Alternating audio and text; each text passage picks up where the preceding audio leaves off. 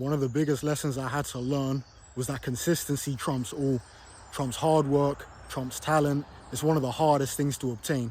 Now, where did I learn that? Again, music, learned it from Jay-Z, learned it from Rick Ross. Both of these guys, two of my favorite rappers, right? Both of my top 10. Jay's at my number 1. Ross will probably be at 10, right? But a lot of people don't rate Ross. I'll talk about Ross first. I remember when Ross was going up against 50 Cent.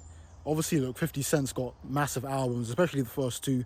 Did like 13 million on Get Rich or Die Trying, 10 million on The Massacre. No one really talks about Curtis.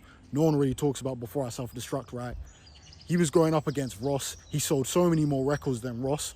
But I remember Ross came out in an interview and he basically said, yo, listen, I'm going up against this monster, 50, but ultimately, would you rather do 10 million one time or sell a million 10 times?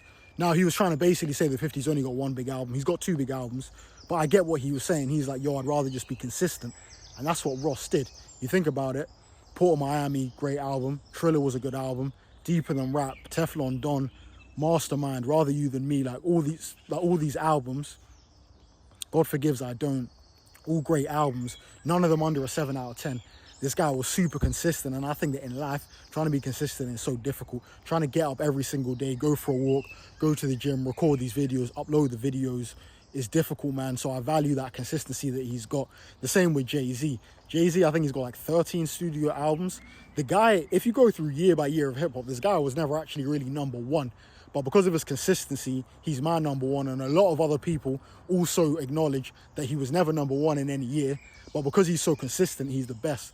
So that kind of told me that, yo, if you're just consistent in something, you ain't even got to be the best. If you're consistent, people are going to rate you more than the people at that peak. So a lot of people would say that, yo, Jay-Z's better than 50 Cent because 50 Cent did it for 2 albums. Jay-Z did it for 13. 50 Cent has sold more records than Jay-Z by far. But Jay, just through his consistency, he's been able to have the perception that he's the best. So it just made me think that, yo, whatever you're doing, doesn't really matter the talent level, doesn't really matter how good you are. Just make sure you're working hard and you're showing up every day. Just by showing up every day, you're showing a level of mental strength that a lot of other people aren't showing. If you can do that to a level of a 7 and above, then you can go down a legend. Because as I said, yo, Eminem at his peak's better than Jay-Z. Lil Wayne at his peak's better than Jay. 50 Cent at his peak's better than Jay. Kanye at his peak's better than Jay. All these people are better than Jay. Yet Jay's still my number one. And he's a lot of other people's number one as well, man. So consistency is the aim of the game. It trumps everything.